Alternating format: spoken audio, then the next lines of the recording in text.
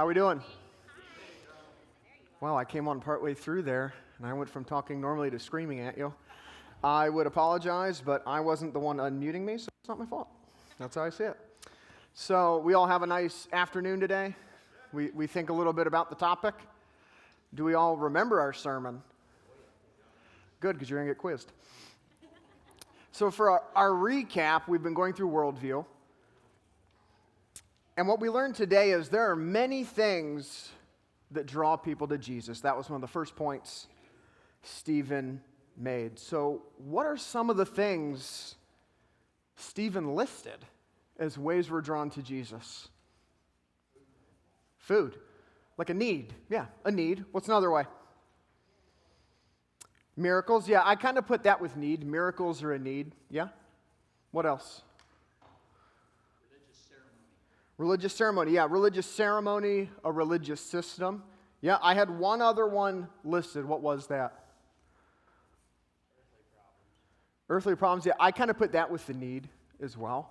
Yeah, the last one we had was searching for more. Just needing some type of deeper meaning. So as we're all getting situated, can we all think of what personally drew you to Jesus? Can we get a couple answers on that? What drew you to Jesus for all these categories? Was it you were searching for a religious system?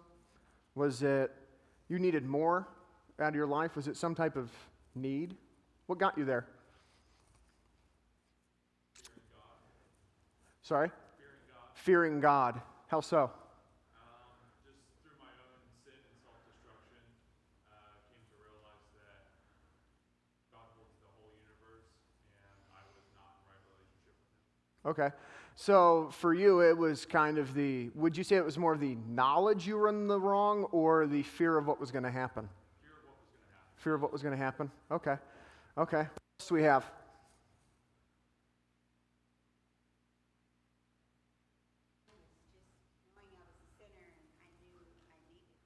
Okay. So kind of related to what Cody was saying. You knew you were in the wrong in a way. Okay. So were you more afraid of the consequences, or was it just that knowledge that you were sinning? The knowledge. Okay. Okay. Can we get one or two more real quick? Maybe just one more, yeah. Mine was being in a religious system. I grew up in church. Okay. So hearing about Jesus all the time, there was just a natural interest and proximity to him. Okay. Yeah, so you just had access and eventually you picked up on it. Okay, good. Moving on from there, Jesus made two big truth claims that were listed in the service this morning. What were those truth claims? Yeah, Nick. He's a way. Yeah, where'd we find that? Yep, 28 through 59. Yes, some of the things we learned were Jesus connects us to the Father. That was 33 through 35. Everyone who believes through him is then connected to the Father via this. You won't lose any. I should say he won't lose any. And then there'll be everlasting life. So we learned that Jesus is a way. What's another thing we learned? He's the only way. Yep, and where did we see that? 14:6, yep. And that was, I'm the way, the truth, and the life. Good. Finally, Stephen got us to biblical worldview requirements. What were the biblical worldview requirements?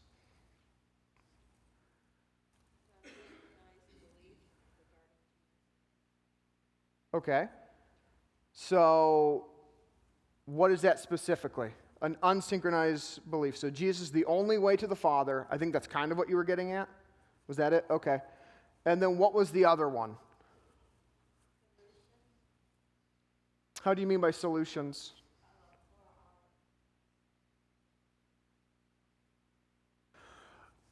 Okay. I think I hear where you're going. So this was the spiritual work of belief, right? And there were three categories: our words, our will, and our witness. That's great. I was thinking a little bit about the witness. We're always witnesses, even if we're unaware, right? So this is a bit of a lesson, just being alert where you go. This actually is not Christian related, but I was eating dinner with my brother at Culver's yesterday. He knows I have a weakness. And we were sitting next to some Mennonites, and they speak Pennsylvania Dutch, which of course is a weird dialect from Old Swabish German. And so I'm sitting there at the table doing this, and they're kind of just going on, and I'm kind of trying to lean over. And at one point, one of the ladies is,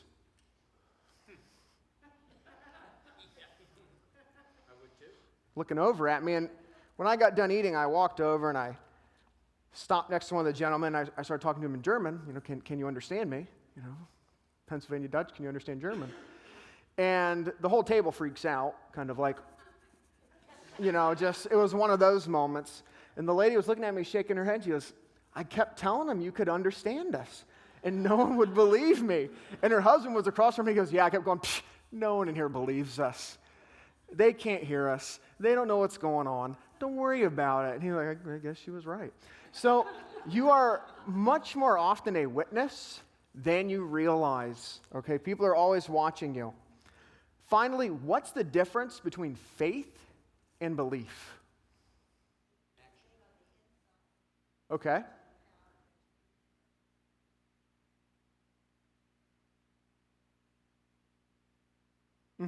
So it is the actual noun versus verb.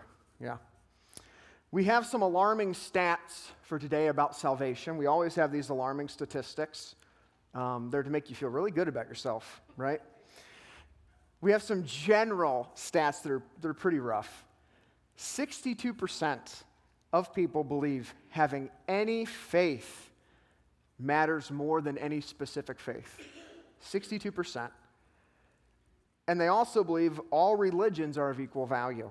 So 62% of people believe any faith is important more than anyone in particular. They're all completely equal. For millennials, that's my generation. We're the best generation, in my opinion. Most people call us snowflakes. I don't know what that's about. I think they're saying we're special. And we're fantastic, and we're just one of a kind.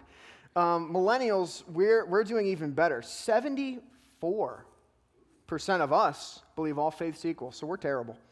What do these statistics show us? We're not witnessing enough. We're going which way? Back or forward? We're trending the wrong way. Yeah. So I guess, how are Christian parents doing? What do we think? What percentage of them do we think believe all faiths are equal? Just throw out a number. What percentage do you think believe all faiths are equal? Sorry? 82. That is pessimistic. I can see how you got there. It's only 67%. Only 67%. Yeah, so it's terrible. It's also terrible. So I'm looking at these numbers and I'm thinking, wow, we're in rough shape. We are in absolutely rough shape. And that isn't even getting into the really alarming statistics regarding salvation. So people are born into sin and saved by Jesus Christ. All parents, only 20% believe that. So born into sin and need saved by Jesus Christ. Only 20% of all parents believe that. Christian parents, what do you think that percentage is? Someone give me a number. 35. You are too optimistic. It is 28%. 28%. And this is the professing Christian parents. Our final statistic on salvation: you will only go to heaven if you confess your sins and accept Jesus as your Savior. All parents, 24%, believe that statement. How about our Christian parents? Can we get a stab at that one? 32. You've read the book. It's 33%. Do you have these written down back there? You're going, oh, I know what they are. I know what they are. Good. Good. So, biblical salvation or syncretized salvation? That's going to be our topic for today. How do we get these numbers, 28% of Christian parents who think you're born into sin, 33% who think you'll only go to heaven if you confess. How do we get these up? What's wrong? If you listen to the sermon, there are two major paths that we can go off when syncretizing salvation. The first one comes with Jesus is a way to salvation. Now, generally, this is more common with non-believers, but it can easily seep in to our Christian thought. There's a really famous video, if I can get it to go. Here we are. I think this is it. A panel has been discussing the spirituality and the forces of God, but I also believe that there are two forces that are here with us, that we do have our God that we can depend on, but there's also a power of darkness that we do need to be aware of. And that's where the choices Do you begin. believe that you can choose between one or the other? Most absolute, definitely. Yeah. Now, We are given that now choice. Marianne Williamson says in her book, Return to Love, that we're always walking in the direction of one or the other, that all of your actions in life, either you're moving toward the darkness or you're moving toward the light. That's right. She calls it fear and love. There's this wonderful book called Ishmael by Daniel Quinn, which is, anyway, it's a gorilla talking, but anyway, it talks about one of the points it brings out is one of the mistakes that human beings make is believing that there is only one way to live, That's and right. that we don't accept that there are diverse ways of being in the world, that there are millions of ways to be a Then human how do we being, please and, God? and many ways, but many paths to what you call God. That And is her path pleasing. might be something else, and when she gets there, she might call it the light. But her loving and her kindness and her generosity brings her, if it brings her to the same point that it brings you, it doesn't matter whether she called it God along the way. Her loving, her kindness, and her generosity.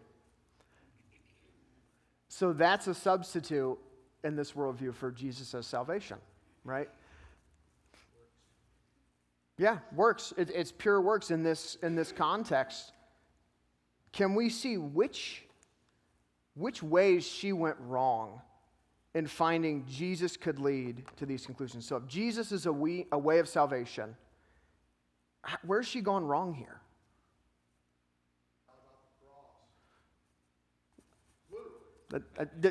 Yeah, that's a good one. Maybe she has actually not read that part in the Bible with the only way part and how they have exclusive truth claims there. Good. What can we tell someone who believes that? Yeah, that's actually what I wrote down. That's good. So when I left to go get my bottle of water and I left my notebook here, Kelly, did you sneak up here? I knew it. I knew it. Yeah, but that's one of those things you need to just combat it with right there. How can that specific thought, because we can see it with a non-believer, you kind of don't want to commit to anything. You don't want to explore too deeply. I'm a generally good person. I'm pretty good. I'm going to go to heaven. How can that slip into Christian thought? Why might a Christian believe that way?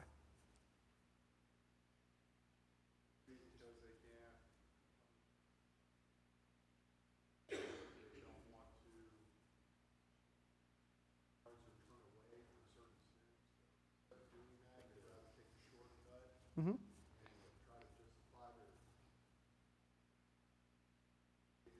Okay, so one of them is the shortcut route. I don't want to really change my behavior. I kind of want to do my own thing my own way. Okay, maybe. Well, what's another way for a Christian? Because that's one I can see a Christian or a non-Christian doing. What's one for specifically a Christian that you can see them kind of slipping into that path or that error?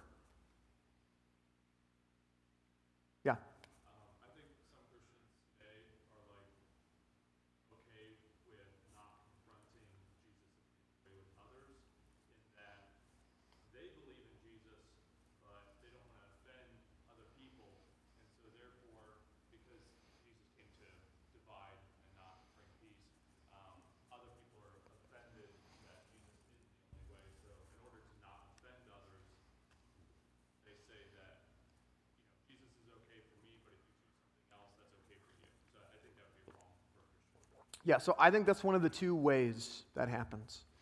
The other way, how many of us have friends or family who aren't saved? So that's everyone. What happens when they die?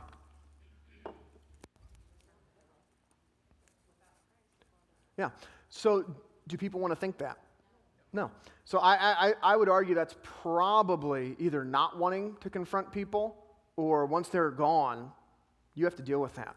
And what if you never talk to them? I mean, that's going to be on you in a way, right? So I think that's the big way people fall into that trap. Millions of ways to heaven, right? We have another really good one. Are any of us plugged in politically here? Do we all pay attention to politics? What's going on? Unfortunately. Okay. Have any of us ever heard of Vivek Ramaswamy? Okay. I'm a Judeo-Christian Hindu.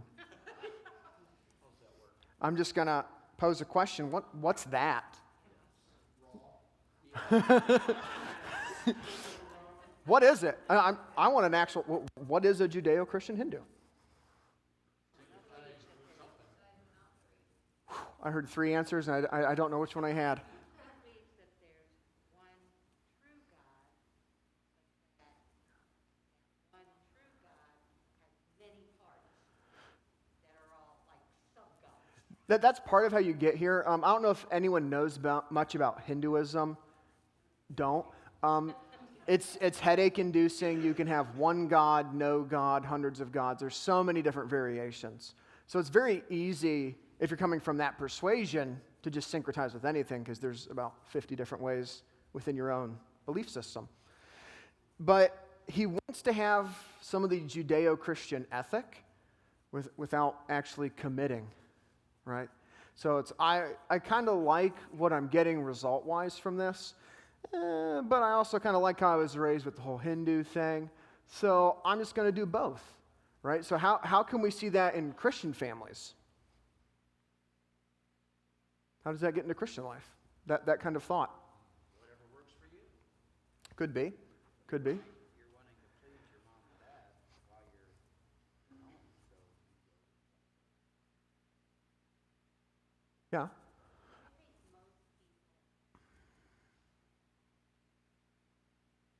lot of people like to say, whether they've ever even walked into a church, that they believe in God. But not most people want to believe on God. Yeah. And even then, if you want to say, I believe in God,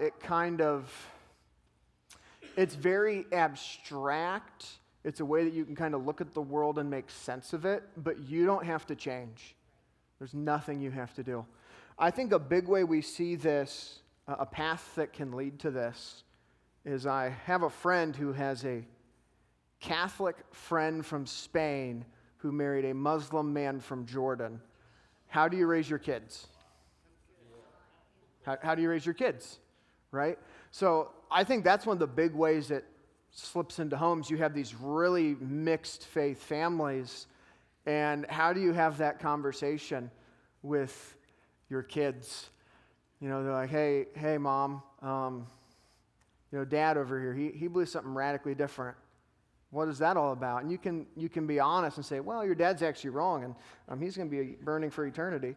So how was school today? Was your peanut butter sandwich good that I packed? Or you could say, you know what, we all just believe something different. We have the same kind of ethics. We all get there. Peace.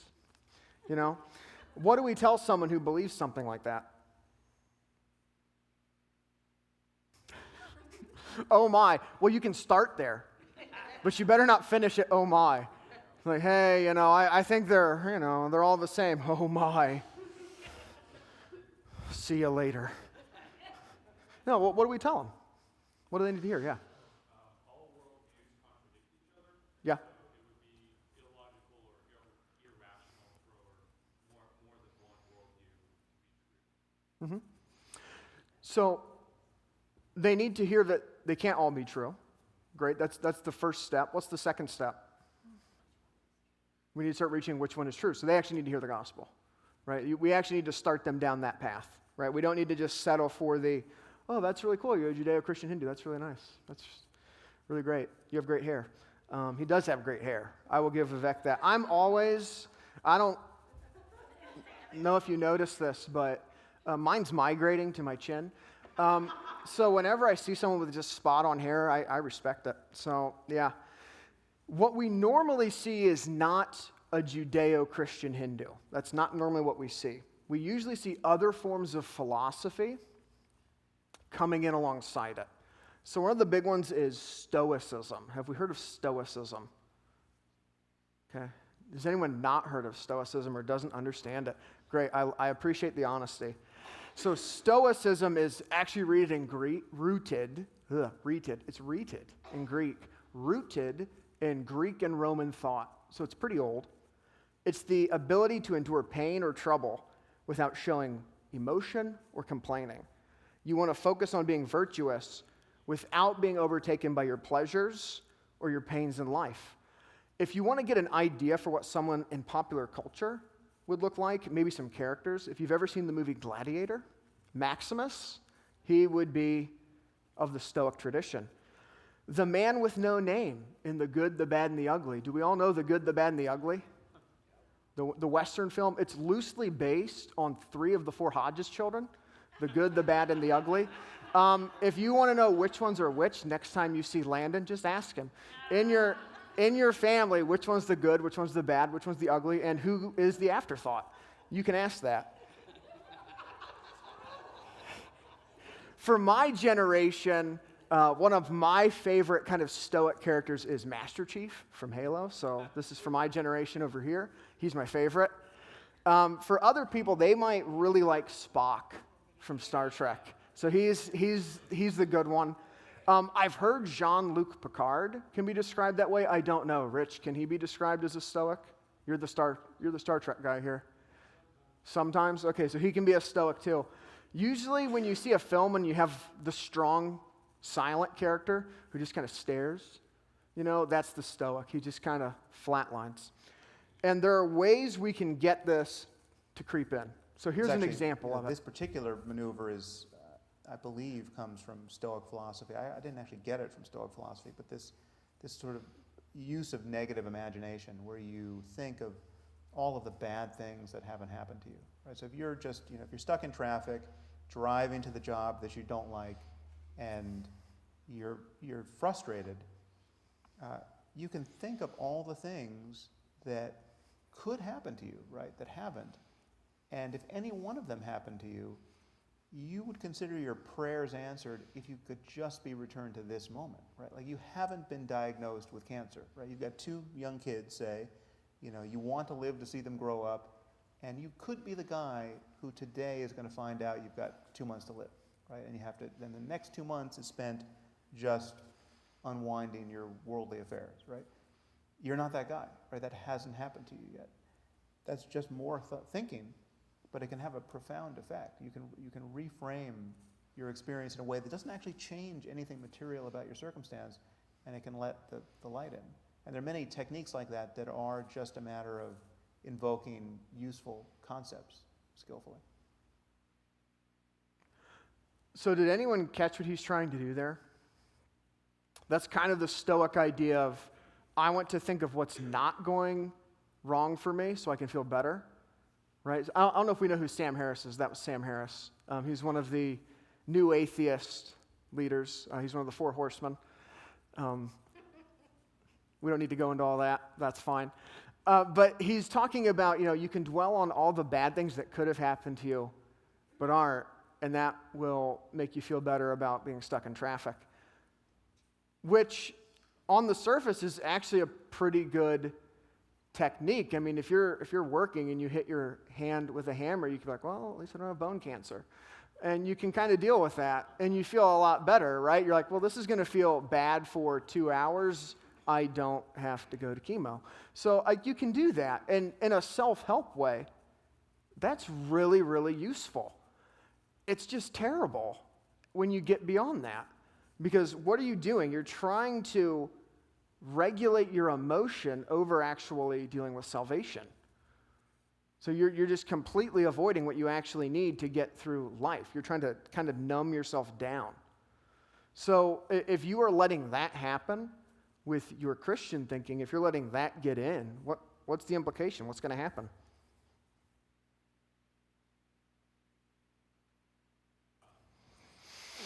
In a way, yeah. In a way, it becomes, I think if we had Oprah's method, is you want to avoid confronting unsaved friends and family. This would be, you want a really robust self-help model. So what you need to regulate your emotions, you get from Stoicism.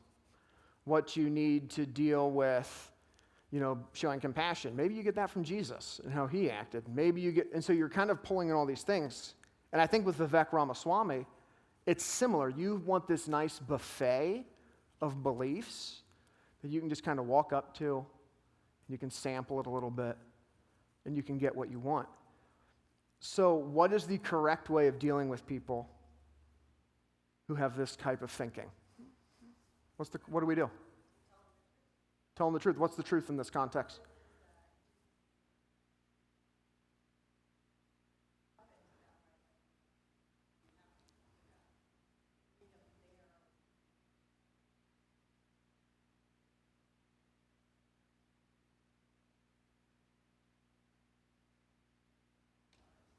Okay.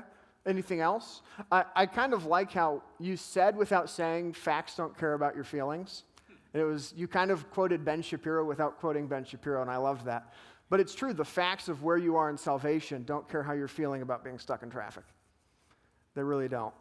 And so you can get all hung up on every little thing, and you can look for any type of philosophy or psychology trick to get yourself through that moment instead of actually coming to terms with what you really need, right? What he actually needs is salvation, but I just want to get through traffic today. Oh no, I spilled my coffee.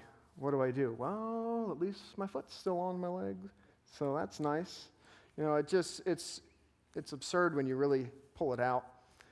So if those are all ways we can go wrong with Jesus is a way to salvation, how can we go wrong with Jesus being the way to salvation? And this is the really troubling one for Christians. We're going to get into this a lot more with the Connect. That's what it's focused on. But let's just start to dig into that a little bit right now. How is Jesus the way, and where can we go wrong? We had a few different things at the end of the sermon: our word, our will, and our witness. So for your word and your will, how can you syncretize that? How can you go off on that? Bueller. Say one thing and do another. Well, do we remember what the word part was from this morning? It's okay if we don't. We can hit it again. You're okay. No, you're okay. That was specifically, you think your words are what's going to bring them to Christ, right? So it isn't quite the do one thing saying a different one. It's the actually thinking your words are what is valuable. So how can we syncretize here and go off the deep end with this? How can we get off of biblical salvation with our words? Yeah.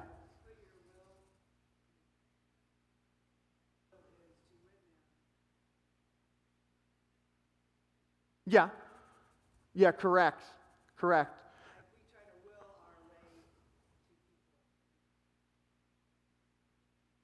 Okay, so I guess for the will one, if you're just obsessing over some person being won to Christ, where's the error here? You're not letting God do the work. Yeah, you're just dwelling on it. And there's a part where you just need to understand it's not you wanting it. God's the one doing the work there. For the words, though, how do we go off with words? Yes? Mm-hmm. Yeah. So what's some of the problem with, I think this is one of the easiest one for us to do, the words one. If you're focusing on the perfect presentation, what's the problem with that? There's no such thing as a perfect presentation. So you're telling me, Kelly, I've been working on this thing for 10 years. And once it's done, I am going to share it. I am going to share it as soon as it's done. It is going to be perfect, finely crafted, so fine-tuned. It's going to wow you. You can't even resist. You're going to be like, where have you been all my life? And why didn't you tell me this 10 years ago? I'm like, well, I had to work on it. Yeah, that's part of it. We're valuing our own words, but are you actually sharing the gospel if you're so hung up on making a sales pitch? Yeah, it's not about that.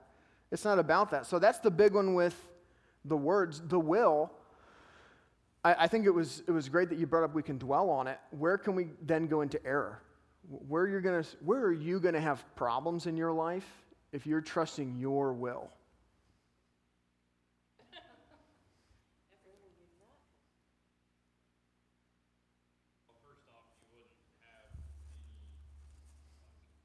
And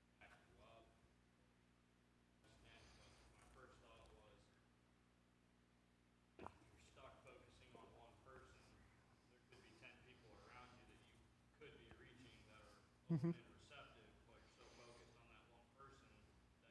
blind to everybody else around you. Yeah. So one is you get really, really tunnel vision. Nate, can I have you sit here real quick? I'm going to need you for a moment. So you can get the tunnel vision. You can also get this, just over one little bit. Okay. Have you accepted Jesus yet? Scoot away from me. You're fine. Just scoot away a little bit. Have you accepted Jesus yet? Have you, back here, have you accepted you cannot leave me? You know, what's going to happen? Like, they're going to be freaked out. I mean, if you think about it, if you're just so obsessed, I know I've gotten annoyed with someone having a conversation because it's like, I'm wanting it for them. They're not ready. The God needs to do the work I can't. So now you're getting upset with them. Well, what's that going to do? Yeah, now you're hurting the witness part, right? Yeah, you're a lunatic. So are you saying me getting upset with them is more or less of a lunatic thing than me chasing Nate down the pew? Is it more or less? I don't know. It's tough to decide. You know, we're waffling, yeah. So for that final one, well, I guess before we move on to the witness, what should we do instead for words and will? Yeah. Yeah, that's really good. I thought of the book Tactics. I don't know how many of us have read that, but that for me was kind of a game changer when I read that book, in that it just takes so much of the load off of you. It's just all I'm here to do is plant a seed. Yeah. I'll take a quote from Rich and say, God's part, your part. So allow him to do his part, then you do your part, and then not try to step into God's part. Absolutely. Yeah, absolutely. The final one, our witness or our lifestyle. I kind of put that together. Our witness or our lifestyle. How can we syncretize in this area?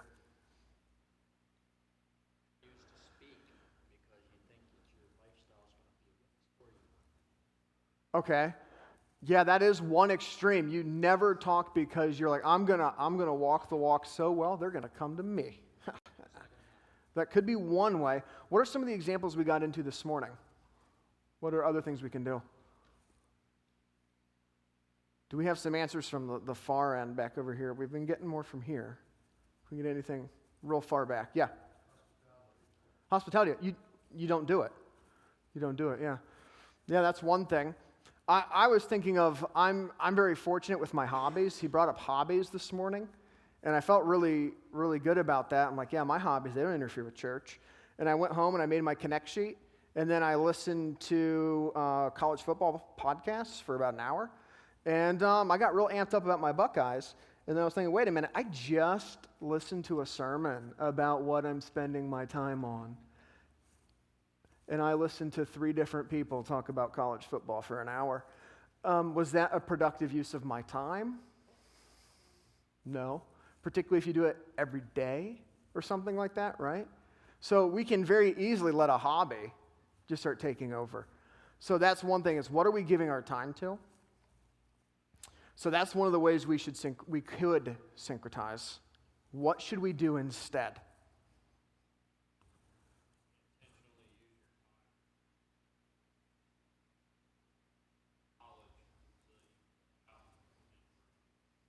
Good. So can we think of a couple examples there? Yeah, doing our devotions every day. What's something else we can do? Be approachable. How so? Can't just, people know that, okay, maybe people know that you go to church, but if you're never sharing that with anybody, and you're never talking to anybody that's outside of your church circle, then you're not approachable. You're in the in circle, but you're never in the outside circle. So People don't know, you profess, but they don't know that. So it's kind of as if you're in a high school clique. Yeah, you sit at your you sit at your corner of the lunchroom and you don't talk to anyone else. You're sitting there going, I'm with the band geeks. I don't go over there to the jocks. They ain't like us here, right? Yeah. So what's some other stuff? So yeah. Making your faith known to others and then living that kind of lifestyle that Jesus would try to live. Or that you try to live Jesus' lifestyle by just being other people around you. Naturally, you'll be surprised about how much more approachable you're going to become. And people are going to know that you're of faith because you said, I'm a Christian. And they're going to naturally want to. Yeah, so your lifestyle, are you trying to conform your life to what Christ tells you to do? I think that's kind of what you're getting right there. I think we've all probably, sorry, did you have something you wanted to add? Yeah, one thing that I've really been intentionally working on is being focused on what I am doing throughout my day and asking myself the question, is this honoring God? Okay, yeah. Yeah. How easy is it to just forget that? I forget that all the time. Yeah, just reminding yourself to do that. I had an example on the top of my head, and as soon as I stopped for your question, I forgot it. And it was a dinger. I had it. I hate it when this happens. They tell me as you get older, this happens more.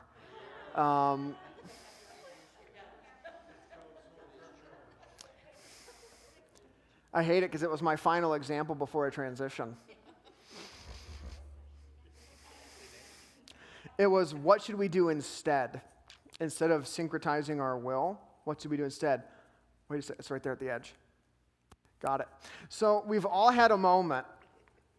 We don't know people's hearts, but I think we've all had a moment where you're in a conversation with someone and they say they're a Christian, and you go, oh, really? Did not know that. Could not tell that. You realize I play soccer with you, and I see you swear at everyone and scream and cuss and kick. And really? Well, that's interesting. Did you ever have that happen at the field? When you played soccer, did you ever have that happen? I had that happen. Okay. Well, I knew people. I actually did have that happen. And I looked at the person. I was kind of like, really? I was like, and you don't want to leak out, and you're kind of, oh. But can anyone even tell? I think of the Sidewalk Prophet song, "Live Like That." So can anyone actually tell you're a follower of Christ when they meet you? Can they tell anything is different about you? So I think that's a pretty good litmus test. If people don't even think you're remotely kind or warm or welcoming, you might have a you problem in there.